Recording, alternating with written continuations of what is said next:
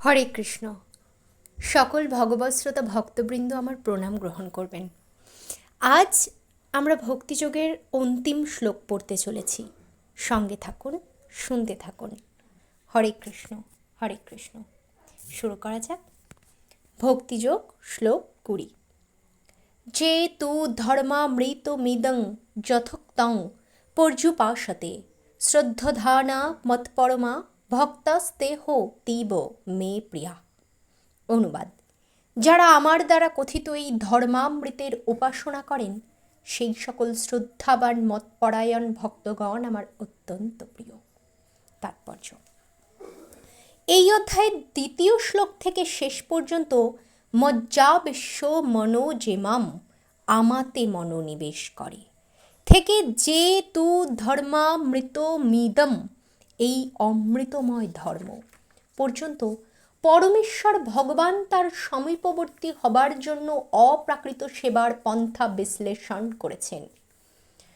এই পন্থাগুলি ভগবানের অত্যন্ত প্রিয় এবং কোনো ব্যক্তি যখন সেগুলির মাধ্যমে নিয়োজিত হন, ভগবান তখন তা গ্রহণ করেন।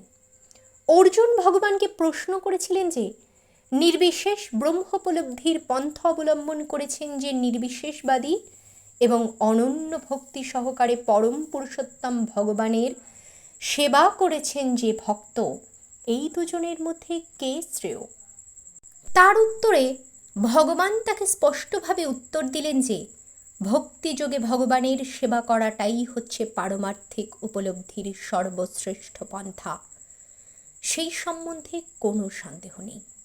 পক্ষান্তরে বলা যায়, এই অধ্যায়ে নির্ধারণ করা হয়েছে যে সাধু সঙ্গের প্রভাবে অনন্য ভক্তিতে ভগবানের সেবা করার প্রতি আসক্তি জন্মায় এবং তার ফলে সদ্গুরু লাভ হয় এবং তার কাছ থেকে শ্রবণ কীর্তন করা শুরু হয় এবং তখন দৃঢ় বিশ্বাস, আসক্তি ও ভক্তি সহকারে বৈধী ভক্তির অনুশীলন সম্ভব হয়।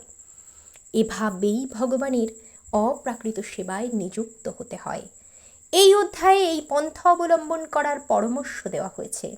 সুতরাং আত্ম উপলব্ধির জন্য পরম পুরুষোত্তম ভগবানের শ্রীপদপদ্মের আশ্রয় লাভের জন্য ভক্তিযোগী যে পরম পন্থা, সেই সম্বন্ধে কোনো সন্দেহ নেই। পরম তত্ত্বের নির্বিশেষ উপলব্ধি করার যে পন্থা এই অধ্যায়ে বর্ণিত হয়েছে, তা কেবল আত্ম উপলব্ধি লাভের পথে একান্ত প্রয়োজনীয় আত্মসমর্পণের সময় পর্যন্তই অনুশীলনের পরামর্শ দেওয়া হয়েছে। পক্ষান্তরে বলা যায় যে যতক্ষণ পর্যন্ত শুদ্ধ ভক্তের সঙ্গ লাভের সুযোগ না পাওয়া যায়, ততক্ষণ পর্যন্ত নির্বিশেষ ব্রহ্মজ্যোতির ধ্যান করা লাভজনক হতে পারে, কিন্তু ভগবানের সবিশেষ রূপের ভক্তিযুক্ত সেবাই হচ্ছে পরম প্রাপ্তি। পরমেশ্বরের নির্বিশেষ অব্যক্ত রূপের উপাসনায় কর্মফল ভোগের আশা পরিত্যাগ করে ধ্যান করতে হয় এবং জড় ও চেতনের পার্থক্য নিরূপণ করার জ্ঞান অর্জন করতে হয়।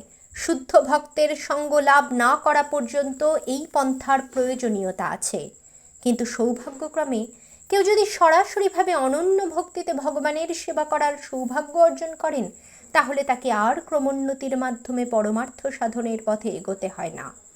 ভগবদ্গীতার মধ্যভাগের 6টি অধ্যায়ে ভগবত ভক্তি সম্বন্ধে যা বর্ণনা করা হয়েছে তা অত্যন্ত সহজসাধ্য।